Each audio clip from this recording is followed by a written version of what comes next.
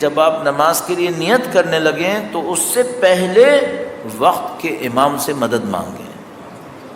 آیت اللہ العظمہ بہجت کی نصیحت کی طرف وہ فرماتے تھے، فرمایا انہوں نے ایک جگہ پر پڑھا ہوا بھی ہے، کہا بھی ہے، انہوں نے کہا کہ جب آپ نماز کے لیے نیت کرنے لگیں تو اس سے پہلے وقت کے امام سے مدد مانگیں۔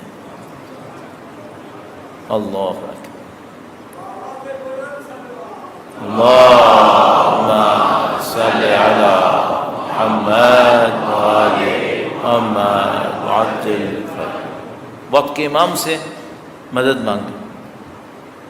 آپ نماز کے لیے تکبیرہ کہنے والے ہیں، آپ نے سارے دماغ میں لے آئے ہیں، یہ امپورٹنٹ ہے، یہ خدا کے سامنے ہے، سب سے اہم کام یہی ہے، اس سے قیمتی 10 منٹ نہیں آئیں گے۔ اس کے بعد ایک دفعہ آپ نے جس انداز میں وقت کے امام کو پکارتے ہوں، آپ کے اپنے اوپر ہے، یا امام العصر، یا صاحب الزمان، جو بھی لقب سے آپ پکارتے ہوں، مثلا ادرکنی، میری مولا میری مدد کریں، آپ اردو میں کہنا چاہیں اردو میں کہیں، عربی میں کہنا چاہتے ہیں عربی میں کہیں، جس سے آپ کے دل پہ زیادہ اثر ہو وہ آپ کہہ دیں، اور امام سے کہیں کہ مولا نصرت فرمائیں، کیونکہ یہ میری زندگی موت کا معاملہ ہے، اس نماز کے اچھے ہونے سے میری دنیا اور آخرت صحیح ہو جائے گی۔ تو یہ وہ جگہ ہے جہاں پر یا علی مدد کہنا چاہیے، یہ وہ جگہ ہے جہاں علی اور اولاد علی کو مدد کے لیے پکارنا چاہیے۔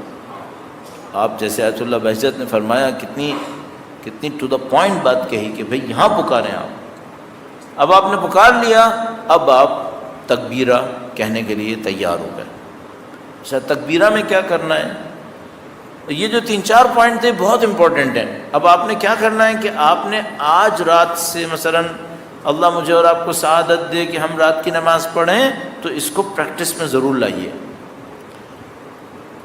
اور مثلا واجب نمازوں میں تو قطعاً کر لیں، مستحب میں بھی کر سکتے ہیں آپ، لیکن واجب نماز تو ضرور ایسی ہی کریں تاکہ آپ پریکٹس ہو آپ کی اور ہماری، ہمیں پتہ چلے بھئی ان تعلیمات میں اثر ہے یا تعلیمات میں اثر نعوذ باللہ نہیں ہے، پتہ چلنا چاہیے۔ تو آپ کر کے دیکھیے۔ اس کے بعد جب آپ تکبیرہ کہنے لگیں، میں اور آپ تکبیرہ کہنے لگیں، تو سب سے پہلا کام یہ کریں کہ ہم لوگ کھڑے صحیح ہوں۔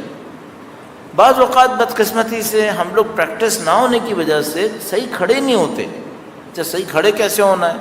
صحیح کھڑے ایسے ہونا ہے کہ کوئی ہمیں دیکھے تو اس کو لگے کہ بندہ اپنے مالک کے سامنے کھڑا ہے، غلام اپنے آقا کے سامنے کھڑا ہے۔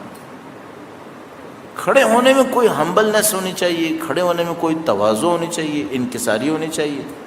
مثال کے طور پر اہل بیت نے اس کو بیان کیا ہے کہ بھئی کیسے کھڑا ہوا جائے، تو انہوں نے کہا ہے کہ آپ کھڑے ایسے ہوں کہ آپ کے پاؤں کے پنجے قبلے کی طرف۔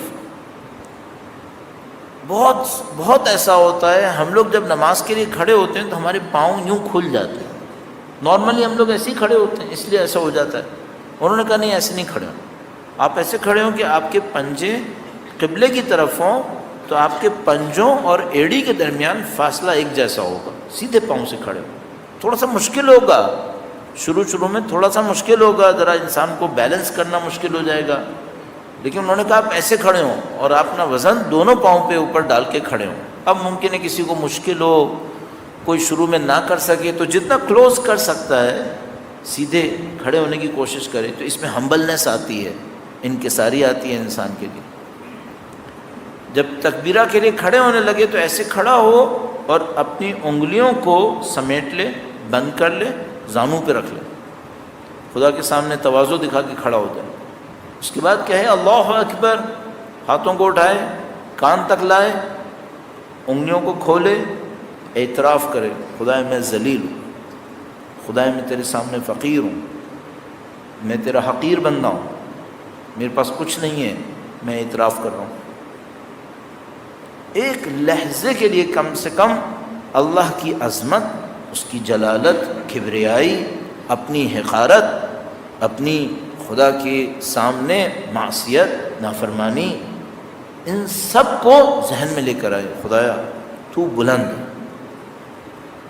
عظمت تیرے لیے، ہم تیرے حقیر بندے ہیں، اور تیرا کتنا احسان ہے کہ تجھ نے یہاں پہ کھڑے ہونے کا موقع دے دیا ہے۔ اعتراف کرو، اللہ اکبر، اور اس اعتراف کے ساتھ اپنی پوزیشن پہ دوبارہ آ جائے.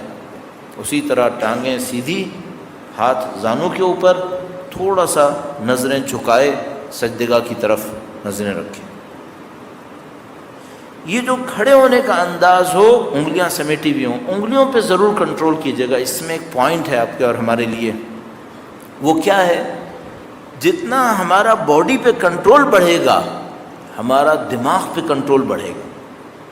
جتنا آپ باڈی پہ کنٹرول بڑھائیں گے تو مثلا انگلیاں یوں کھول کے بھی کھڑے ہو سکتے ہیں، لیکن آپ یوں جمع کر کے رکھیں. روایت میں بھی آیا ہوا ہے، جمع کر کے رکھیں، زانوں پہ رکھیں، سائڈ میں نہیں رکھیں، زانوں پہ سامنے رکھیں. اس سے کیا ہوگا؟ آپ کا کنٹرول بڑھے گا. تو پہلے باڈی پہ کنٹرول کریں گے، اس سے دماغ پہ بھی خود بخود کنٹرول ہونا شروع ہو جائے گا. تو اس پریکٹس کو لے کے چلیں.